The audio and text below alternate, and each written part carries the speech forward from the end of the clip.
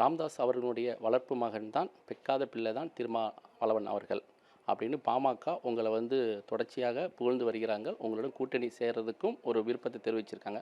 அப்படி இருக்கும்போது அவங்க கூட்டணியில் இருந்தால் நாங்கள் நீடிக்க மாட்டோம் என்று சொல்வதற்கு என்ன காரணம்? பாமக நிறுவனர் மீது எங்களுக்கு மிகுந்த மரியாதை உண்டு. நானே பல முறை சொல்லியிருக்கிறேன். அவர் தைலாபுரம் தோட்டத்திற்கு என்னை அழைத்து மணிக்கணக்கில் உரையாடி இருக்கிறார்.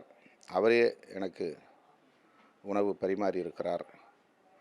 என் உடல்நலத்தில் அக்கறை செலுத்த வேண்டும் என அறிவுறுத்தியிருக்கிறார். நான் உண்ணாநிலை அறப்போராட்டத்தில் இருந்தபோது ஈழத்தமிழர்களுக்கான நலன்களை முன்னிறுத்தி நடத்திய அந்த உண்ணாநிலை அறப்போராட்டத்தில் இருந்தபோது என் உண்ணாநிலை போராட்டத்தை நிறுத்த வேண்டும் என்று அவர் அழுத்தம் கொடுத்ததற்கு அவர் முன்வைத்த முக்கியமான காரணம், நீங்கள் நலமுடன் இருக்க வேண்டும், அது விளிம்பு நிலை மக்களுக்கு, தமிழ்நாட்டுக்கு அவசியமானது என்கிற கருத்தை உளப்பூர்வமாக சொன்னவர்.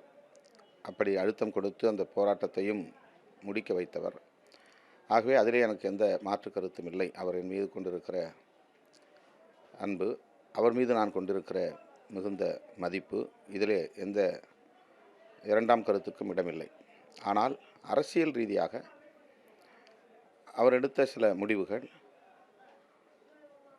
எங்களுக்கு மட்டுமல்ல, பெரியார் இயக்கம், மார்க்சிய இயக்கம் உள்ளிட்ட அனைத்து தரப்பாருக்குமே அதிர்ச்சி தரக்கூடிய வகையில் அமைந்தது.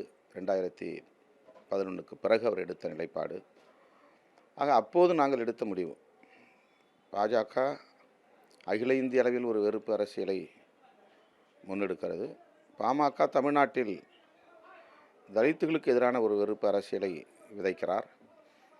இது மிகவும் ஆபத்தானது. எனவே இந்த அணுகுமுறைகளை கொண்ட இவ்விரு கட்சிகளோடும் நாம் எப்போதும் தேர்தல் உறவை வைத்துக் கொள்வதில்லை என்று உறுதியான முடிவை நாங்கள் எடுத்திருக்கிறோம். இது ஒரு கொள்கை சார்ந்த முடிவு.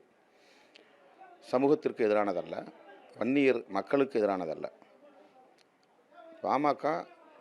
பாஜகவை போலவே சோஷியல் இன்ஜினியரிங் என்கிற ஒரு அரசியல் நிலைப்பாட்டை எடுத்ததன் விளைவாக நாங்கள் அந்த முடிவை எடுக்கும் நிலைக்கு தள்ளப்பட்டோம்.